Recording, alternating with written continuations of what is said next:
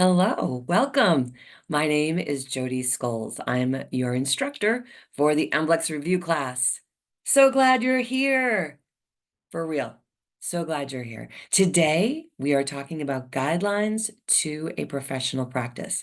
And look at all of these fabulous graduates of massage school that are with you today preparing for this exam. Guidelines to a professional practice. I was assuring the graduates in class that I have every confidence that you know how to be a professional, that you know how to act in a professional manner. But I also know some of these words are very tricky. And so we're going to walk through them today. So class is going to happen in 3 parts. First part is some test taking strategy. Going to spend a few minutes on test taking strategy because, as a reminder, you can prepare, you can study, you can have all of that knowledge in your big brain. And yet, having a strategy on how to access all of that information, knowing what to do when you are feeling nervous, these are a part of our strategy. So we're going to start with part 1 in strategy. And part 2 is going to be guidelines to a professional practice.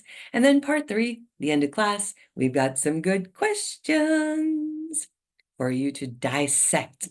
Here in class, we pull apart these questions, make sure we understand what's happening, go through the answers, look at all the answers, and find the best answer. All right, but part 1, that is today, I want to remind you about the importance of doing meaningful homework. Yeah, doing meaningful homework. And when you got your first instructions to start taking practice exams, your first instructions explained to you that you had a couple of different ways to approach your practice exam.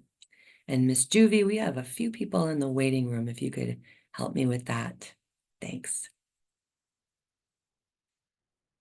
I'll just wait for just a moment till these people land. All right. When you first got your instructions to do your practice exams, it offered you 2 different ways to approach a practice exam. The 2 different ways to approach a practice exam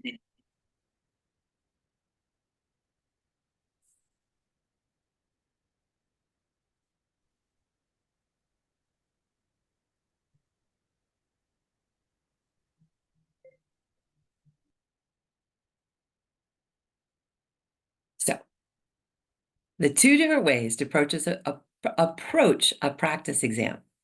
So the practice exams are hosted in the Online Learning Center. And the 2 ways to approach them is 1, simulate the MBLEx. Set a timer 2 hours. Don't look up any answers. Go straight through, no skipping questions, no going back, just like you do your MBLEx. So that's called simulating the MBLEx. Wear what you're going to wear. Have a breakfast or a lunch like you're going to have. Sit down to do the test at the same time that you anticipate doing the test. You're simulating the MBLEx experience. Okay? So 2 hours straight through one sitting. That is one way to approach taking a practice exam. The other way to approach taking this practice exam with me is to use it as a learning tool. So I call it doing some meaningful homework. And yes, certainly simulating the practice exam is meaningful. It's excellent, but not everybody is ready for that right now. Okay? So you can do meaningful homework. You can use the practice exam to learn. You can use the practice exam to learn what you don't know You don't know. Yes. And so the second way to approach the practice exam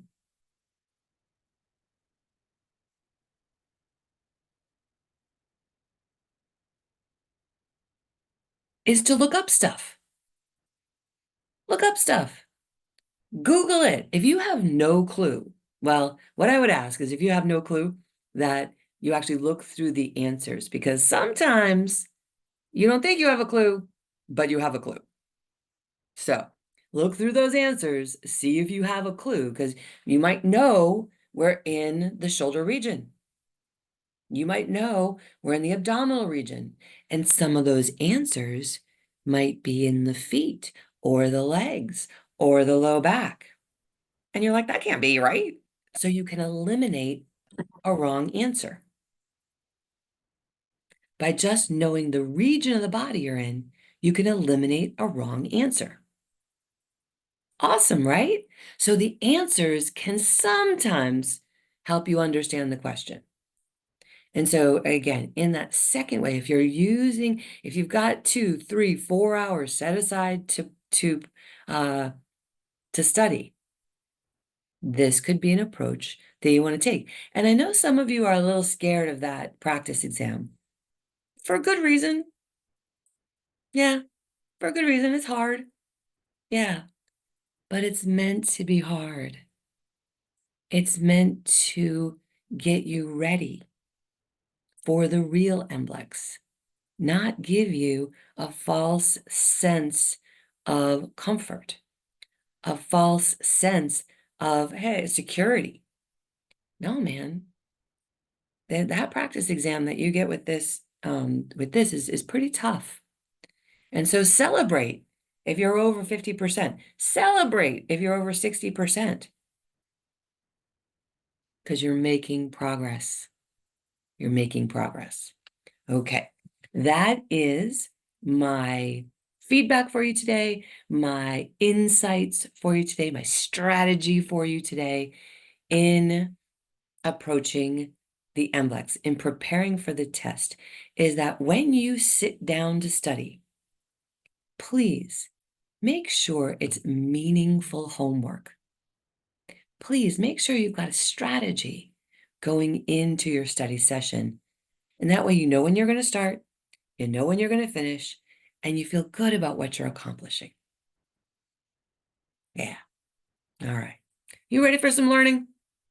I'm ready. Hey there. Welcome back. Here you are again. Yes, you're studying. Yay. And today we are doing guidelines for a professional practice. Going to go a little bit all over the map here with your professional practice, but let's see what we're covering. So we're going to talk about professionalism. We're going to talk about healthcare terms. We're going to talk a little bit about HIPAA again, but more so client privacy. Going to remind you about the NCB and some national standards that are expected of you. Going to talk about social media today. Social media? How does that apply to a professional practice? You will see. Going to talk about sanitary hand washing. Going to talk about draping. So we've got a lot we're going to cover today. These are all parts of a professional massage practice. All right. Let's get her done. First and foremost, let's talk about your attire, your professional attire. Attire means your clothing. And depending on where you work, you might be required to wear a uniform. Some people wear a polo shirt. You can see up here a polo shirt with khakis. One of my khakis are one of my least favorite attires, but some people really like to wear them. Personally, I dress all in black. Some people have a staff shirt. See, this one has an emblem on it. And depending again on where you work, They will either give you a uniform or they will give you guidelines for what you can wear to demonstrate your professionalism.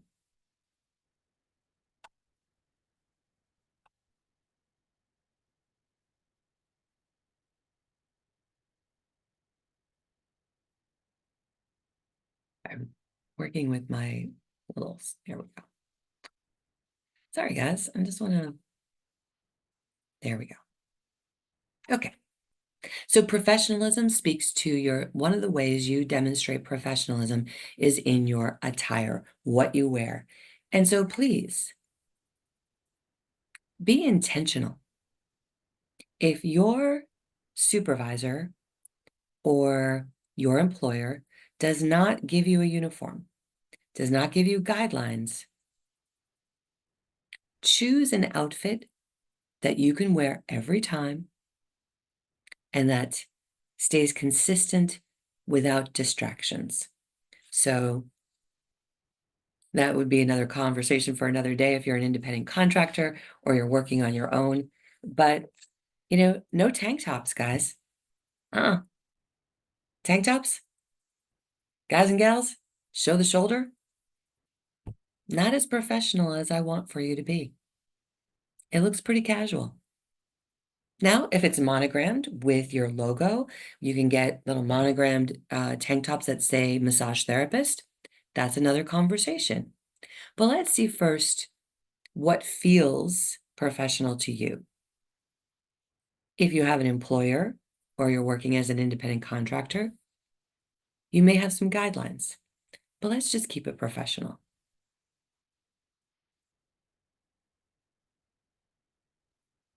Professionalism also includes your communication skills.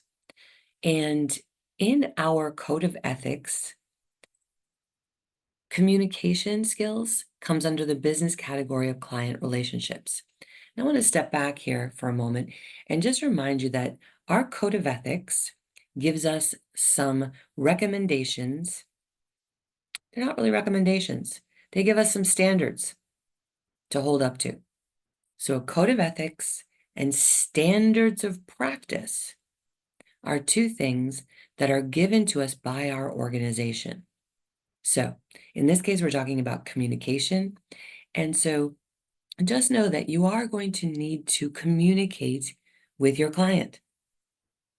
And I know some of you learned in massage school, oh, Jodi, my instructor said, silence is golden. Silence in the treatment room. Let them just go off to their happy place. Sometimes, sure. But what if you need feedback on pressure? What if you need feedback about their temperature? Maybe it's getting warm in the room. Maybe it's cold in the room. And so I respect the client's interest in quietness, coming into the treatment room, coming into the massage room for a quiet space.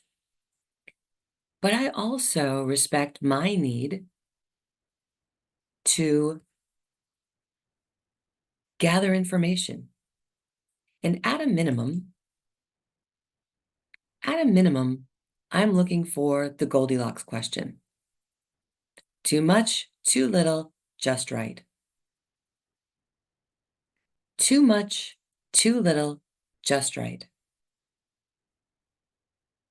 And so bring your own words into that.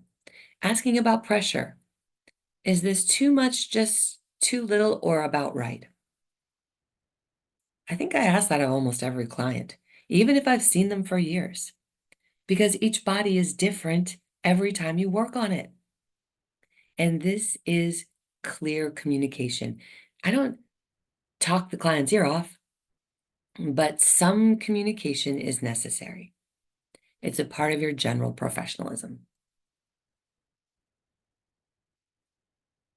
So there's 4 components of safe touch. And that's what we're looking to provide in the treatment room, is safe touch. Communication is an important aspect of safe touch. Respect.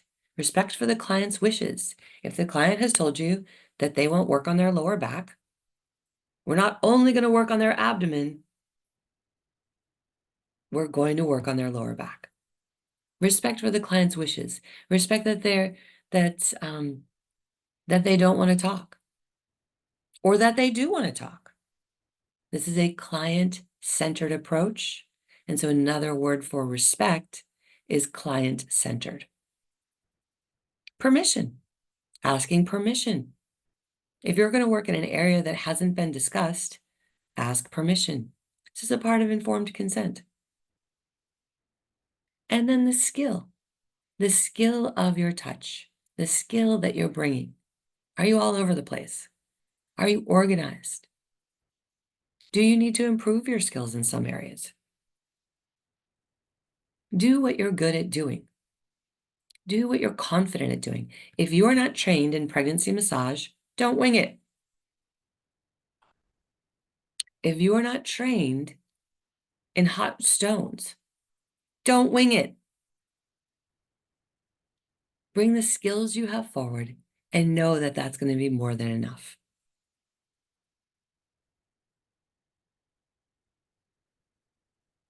I wanted to mention the little picture here. It says, stop, think, act. Yeah. So before going forward, stop, think, act. Stop, think about it, and then act. It's really important to establish safety in your treatment room. It's a part of public protection. It's a part of why we have to take the MBLEx.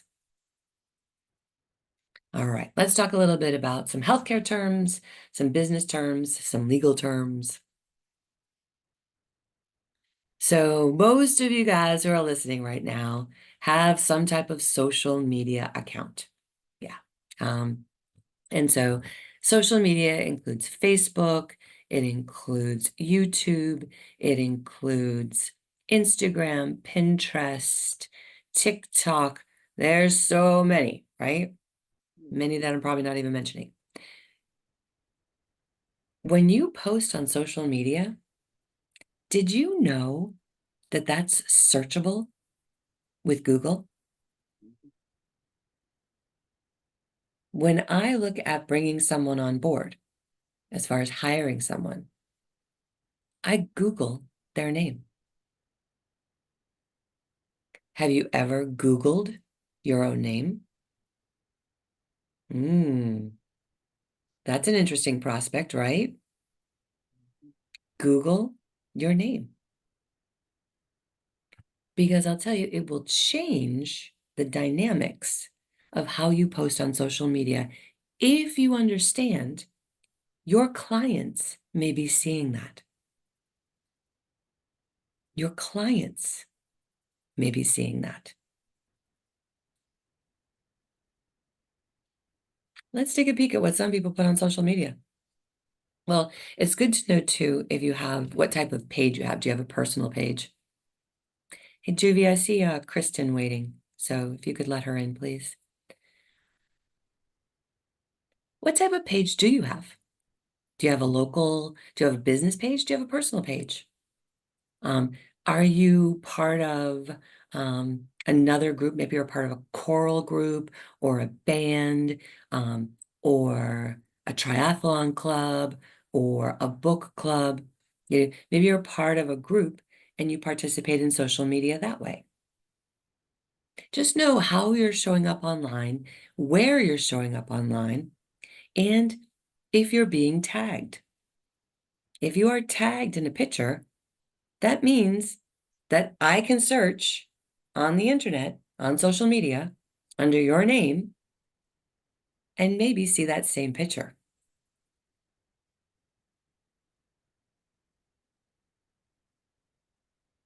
If you have a personal profile, you're responsible for all the posts. Can you imagine this young man?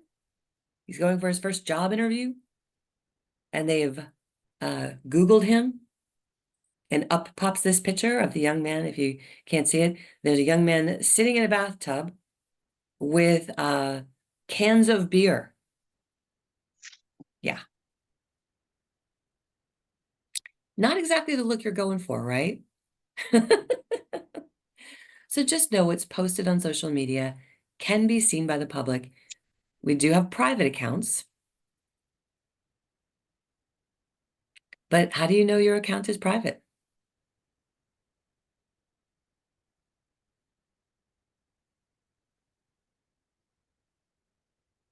Making sure everybody's muted. All right. Let's go over a few of these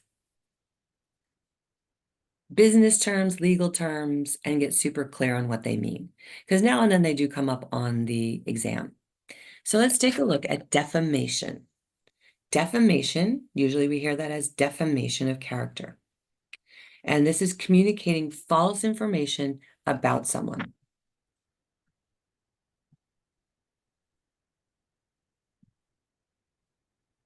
So Jodi, if you could just check and see whose mic is open, that'd be helpful. Thanks. So defamation. Defamation is telling lies about someone else, speaking false information, either written or spoken. Yeah, you can't write things about people that aren't true. Now, it happens all the time online, right? But just know that as a licensed healthcare professional, you are going to be held accountable for the things you write and the things you say. Let's move on to the term prejudice. Prejudice is an opinion.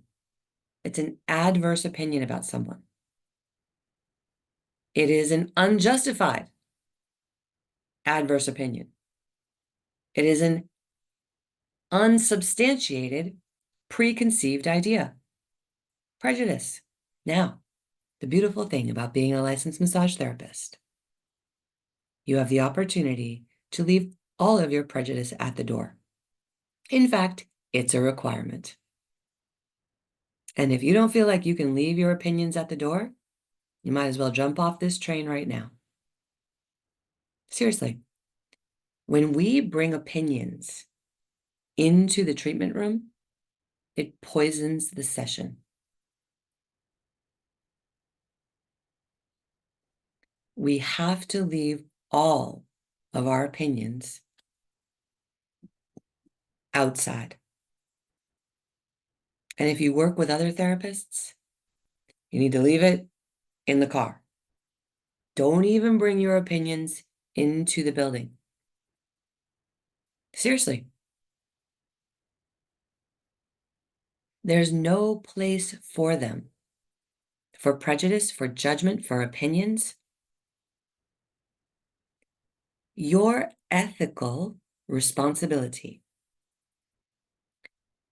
as a licensed massage therapist is to create safe space for people.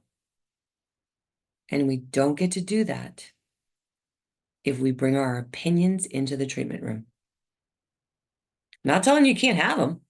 By all means, have your opinions. Absolutely, is what makes you unique and beautiful. I'm just saying they don't belong in the treatment room. Fair enough. In the past, we've talked a little bit about HIPAA, the Health Insurance Portability and Accountability Act. And this is about keeping your client records confidential, right? So just take a look at how it's spelled, HIPAA. So it's not like the animal. There's two A's, AA, HIPAA. So the Health Insurance Portability and Accountability Act means that keep your client information confidential. Client privacy, again, we're not disclosing anything about our clients. In fact, we take that so far as to say if we see a client outside of work, we're not going to approach them. It's a part of our confidentiality. It's part of their client privacy. What happens if you're seeing a client, you have an awesome client, male marathoner, and you see that male marathoner at the sneaker store, at the running store, or you see them at the grocery store. And you don't realize that that male client has not told his wife that he gets massages, because she'd be upset about that. She doesn't understand massage in a therapeutic nature. Client privacy. We do not acknowledge our client unless they first acknowledge us. Here's a couple of examples of breach of client privacy. A hospital employee decided in California to post a patient's chart on Facebook and to make fun of the chart because they were getting treatment for an STD. In Rhode Island,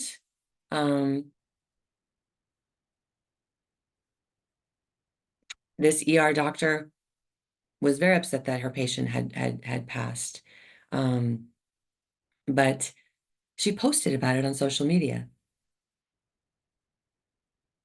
That would have been pretty bad, except she happened to switch the patient's gender and the cause of death to protect her identity. That was a good move, but still, as a doctor, as a licensed massage therapist, if you've got a rant, it's not for social media. In Wisconsin, there was an ultrasound tech who posted an ultrasound and saying, oh, she's so stoked that one of her patients is having triplets. This is private information, you guys. We can't be posting anything about our clients. In fact, each one of these cases got a $50,000 fine because it was a violation of HIPAA. So it's not always just about your health information records. If you're working with a client who has disclosed information from you, it is private. Okay, I think you get it. One dermatologist for the skin, right? Dermatologist.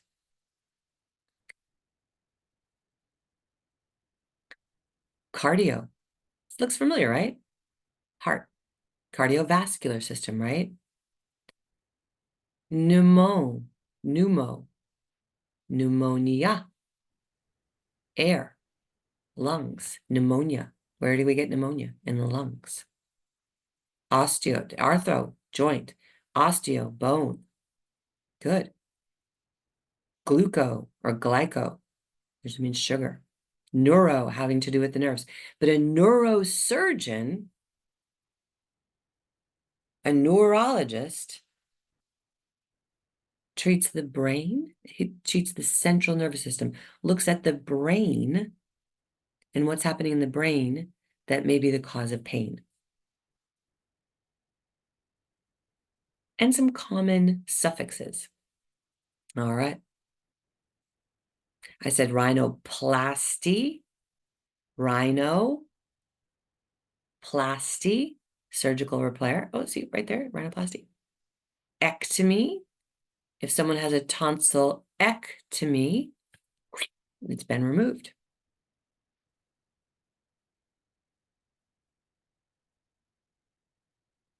Good. Ology means the study of, so oncology. Oncology happens to be cancer.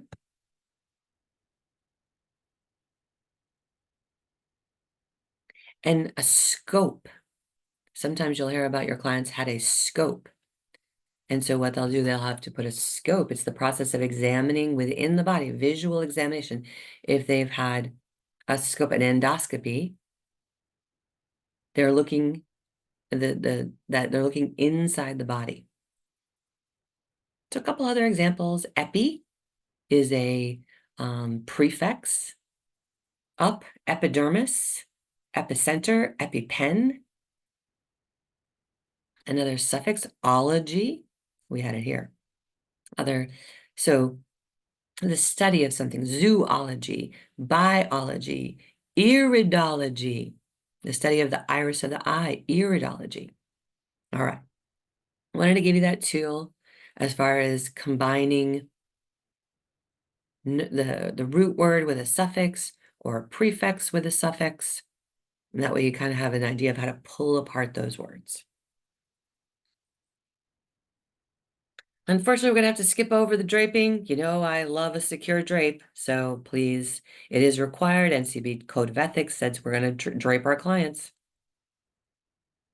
It ensures the comfort and the safety of our clients. I love this drape for the arm. You see how the arm is securing the drape? It's a good one. And, you know, again, depending on how you've been taught, your draping, just, you're going to tuck under the hip. You're going to tuck around both hips. So if this is the drape here, we're tucking under both hips. If this is the drape here, we're tucking under the leg. And for a more secure feeling, go ahead and put the arm on top of the drape, on top of the sheet. And again, that'll feel more secure to the client. Being intentional, being a professional. All right. Ready to dissect some questions. Woo! I added some bonus material today. It's kind of a long class. Thanks for hanging in there. All right. But here we go.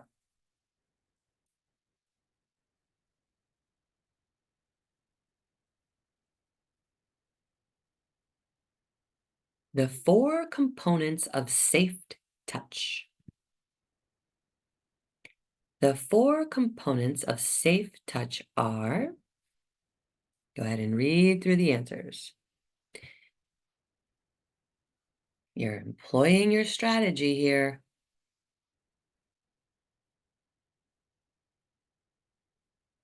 I like what I see coming up. Now, I say employ your strategy because there's 4 words. There's 4 words on every answer. That's overwhelming. Okay, what is in almost every one? So, do you see the word communication in every answer except letter B? You can ask yourself, is communication a component of safe touch? It is. So let's eliminate a wrong answer, right? We can eliminate letter B, but let's see, can we eliminate anything else? Let's see. Well, let's at least eliminate B. Let's see. Ooh. Nice. Marcia, Diane, Yolanda, Deja, Karim, yes, good. Patitya, yes. Miss V, yep. Ingrid got it. Kristen, good. Maya, good. Good. All right. Best answer, letter A. Communication, respect, permission, and skill. Now, I just got done saying secure draping was important. It is important. What are the 4 components of safe touch? You want to build trust in your treatment room, securely drape. You want to have clients coming back every week, every month, build rapport. But communication, respect for the client, permission or informed consent, and your skill level. Those are the 4 components of safe touch. Next question. Of hypoglycemia. Too much sugar or glucose in the blood. They have diabetes. They eat too many sweets. Too little sugar or glucose in the blood. Careful. Take a look at your prefix. Just saying. All right, we're going to eliminate one wrong answer as you guys choose the best answer.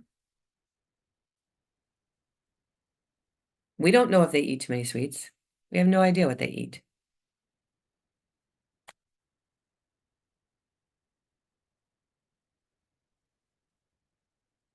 Let's see. Oh, Kristen, good. Diane, good. Kareem, you got it. Deja got it. Good. Good. Yolanda got it. Patitya. Marcia, yes. Ready? Best answer? D. Too little sugar in the blood. Glucose, sugar and glucose, glycogen, all of that, yeah. And so 2 letter hypo, low, right? Hyper is the opposite. Hypoglycemia, too little sugar in the blood. Yeah, good. And that's, I think, our last question. That's a wrap. Woo-hoo! Yay! Oh my goodness, great job today. And if ever we're in the middle of class and you just got to go, you got something else you got to be at, please just know that we are going to record the class. We're recording the class, and you can watch it a little later. So I want to say thank you so much for being here. I'm going to hang out for another few minutes with our great group of graduates who are preparing for the test. So we're going to hang out for a few minutes. I'll answer some live questions, but a reminder to you watching at home, listening later, my name is Jodi Skulls. I'm your instructor for the MBLEx review class, and I'm really glad you're here.